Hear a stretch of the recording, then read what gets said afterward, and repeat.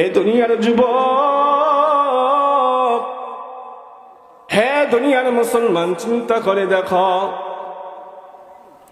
যখন আমল নামা ডান হাতে দিবে তখন ওই ব্যক্তি বলবে, ওই নেকার ব্যক্তি বলবে, নেককার ব্যক্তি বলবে, ফায়াকুলু হা মুকরাউ কিতাবিয়া, দেখো পড়ো আমার আমল নামা কত সুন্দর হয়েছে।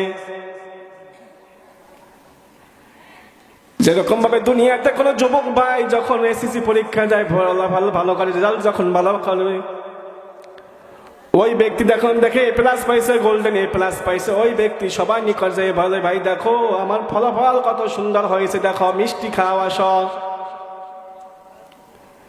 দুনিয়ার হাইসিতে এরকম মিসাল, কিয়ামতের ময়দান যখন আমল নামা ডান হাতে দিবেন, ওই নেককার ব্যক্তি বলবে, ভাইয়া কোন হা মুকরাউ কিতাবিয়া, দেখো দেখো ভাই আমার আমল নামা কত সুন্দর, আমার আমল নামাটা পড়ে দেখো, এত সুন্দর আমল নামা আমাকে আল্লাহ তাআলা দিয়েছেন।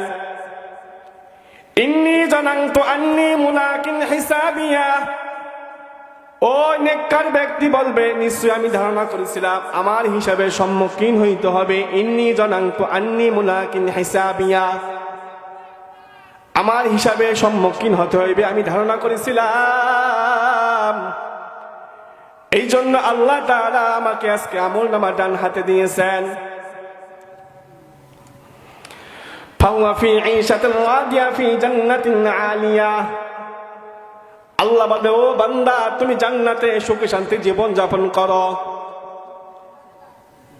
দুনিয়াতে বহুত কষ্ট করছো, বহুত ইবাদত করছো, আমার আজকে তুমি জান্নাতে সুখে শান্তিতে জীবন যাপন করো।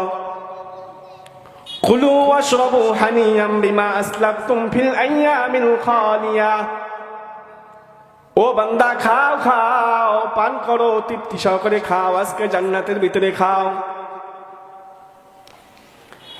যখন আমল নামা ডান হাতে দিবে এত খুশি হবে ওই বান্দা, খুশিতে দিশেহারা হয়ে যাবে। সবাই নিকট যে বলবে, দেখো আমল নামা কত সুন্দর হয়েছে, ভাই দেখো পরে দেখো, ও মা ও বাবা পরে দেখো। কিয়ামতের ময়দানে কেউ কাউকে চিনবে না, একটা নেকি কাউকে দিবে না। সেদিন নেকের জন্য একজনের পিছে ঘুরবে, তখন ছেলে বলবে, বাবা আমাকে একটি নেক দেখাও, আমাকে নেক কম হয়ে গিয়েছে। বাবা বলবে, ও সালাই, তুমি তো আমার ছেলে নয়, আমি তো দুনিয়াতে বিবাহ করিনি, আমার ছেলে কোথা থেকে আসলো? তখন ছেলে বলবে মার কাছে, ও মা আমি জান্নাতে যাইতে পারছি না, আমাকে একটি নেকি দাও। তখন মা বলবে, ও সন্তান তুই তো আমার সন্তান না, তোমাকে তো আমি চিনি না, আমার তো দুনিয়াতে বিবাহ হয় নাই, কোথা থেকে সন্তান আসবে? এইভাবে মা বাবা সে অস্বীকার করতে থাকবে। চিন্তা করে দেখো ওই কিয়ামতের ময়দানে কি হবে। একটি নেকির পিছনে ছেলের বাবার পিছে করে, বাবা ছেলের পিছে করবে। সেদিন কেউ কাউকে চিনবে না, সেদিন চিনবে তোমার নেক আমল। তুমি যে নেক আমল করবে এটা তোমাকে চিনবে, তোমার সাথে থাকবে। তুমি আমি তো দুনিয়ার পিছে পড়িয়ে গেছি, দুনিয়া কামাই করতে করতে সব শেষ করিয়ে দিয়েছি। ও দুনিয়ার যুবক, দুনিয়া কামাই করতে করতে সব শেষ করিয়ে দিয়েছি। ইয়াকুলুল আবদু মালি মালি ওয়া ইন্না মালাহু মিন মালিহি সালাসুন, বান্দা বলে আমার মাল আমার মাল আমার মাল বলে, বান্দা শুধু বলে আমার মাল আমার মাল।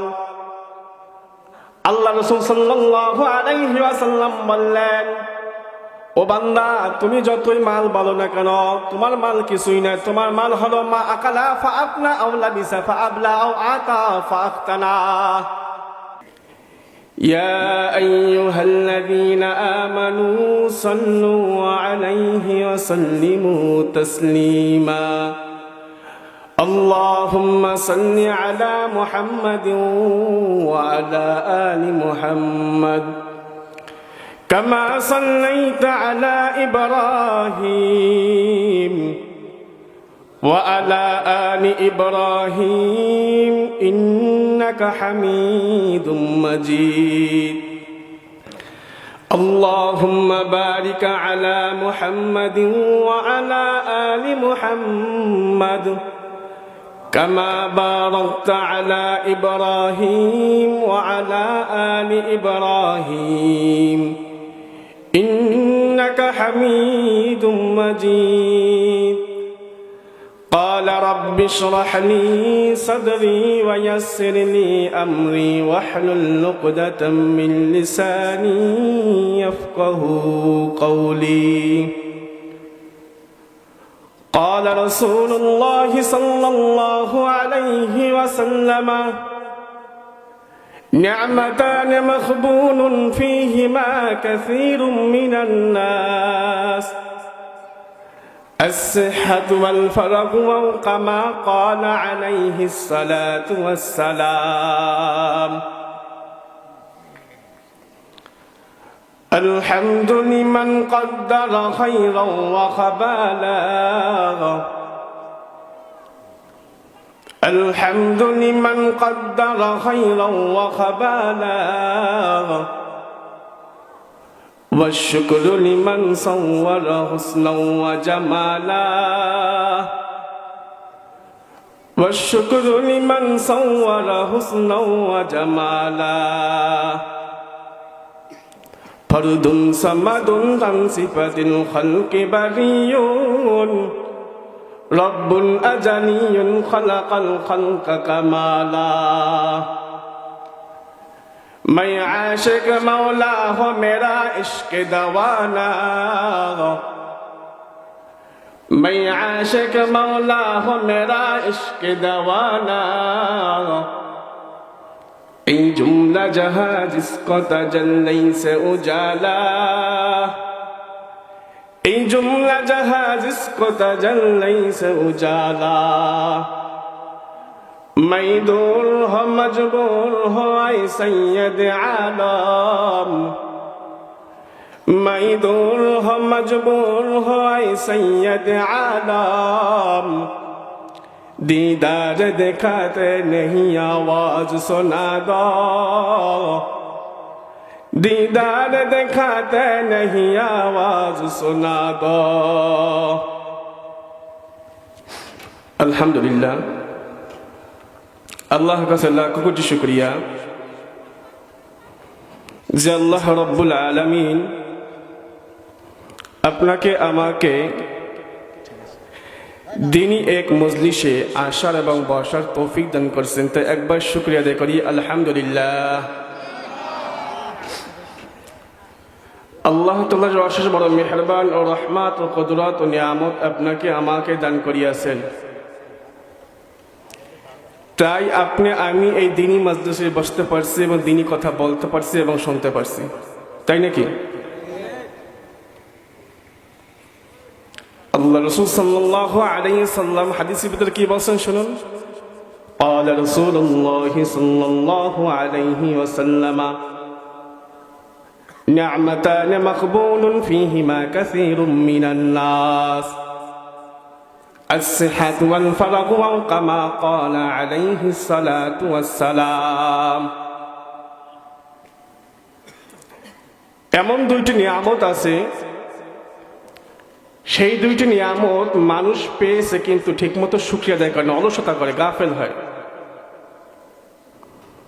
সেই দুইটি নিয়ামত কি? এক নম্বর হল আসিহাত, সুস্থতা। এটা বড় একটি নিয়ামত।